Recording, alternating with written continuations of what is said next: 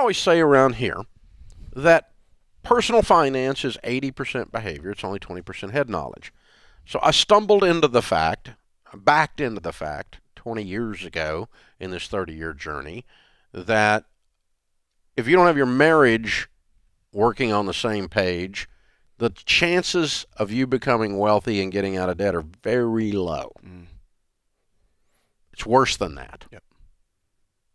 If you aren't controlling your behaviors, your maturity level is not increasing emotionally, spiritually. Your ability to build wealth and hold on to it is ridiculously low. Right. And actual data points to that.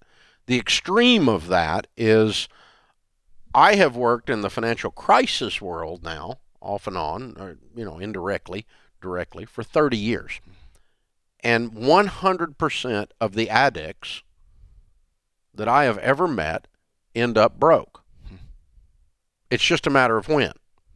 They either break away from the addiction and the behaviors associated with it, or they end up broke because the addiction eats their life alive from the inside out.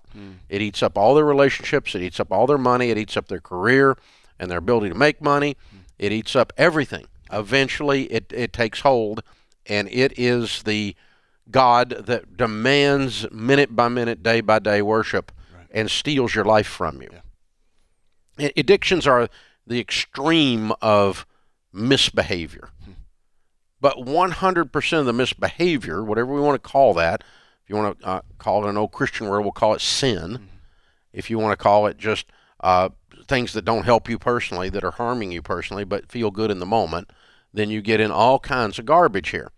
And what we've seen is an explosion of those things, whether they're to the addiction level or not, because of our access to the internet and the resulting industry explosions around gambling. Yep.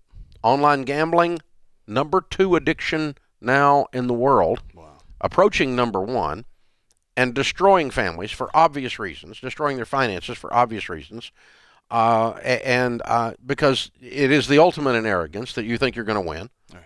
And number 1 addiction, porn. Yep.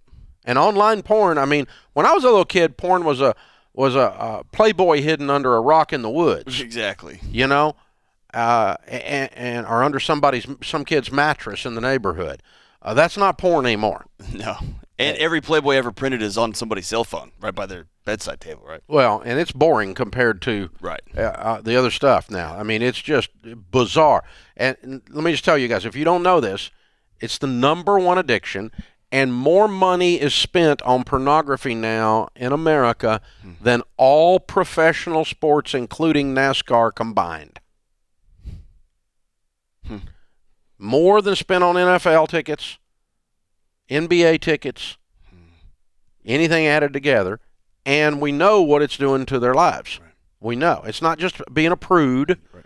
It's not the point. The point is there's a behavior mechanism here that is being destroyed in people's lives. And so when you pull up on the internet, we do research here all the time on the internet because we're always utilizing the internet for marketing and for connecting to you guys for good stuff. But by far, 5x, the number 1 search is porn. Yep. By far. And the first 50 things that are searched on the internet, almost none of them have anything to do with you winning. Right. Or you doing anything. You doing anything. They're all, you controlling you. They're it's all Joe distancing. Biden, Donald Trump. Yeah. Misspellings of Joe Biden made the top 50. Now, that's funny. I don't care who you are.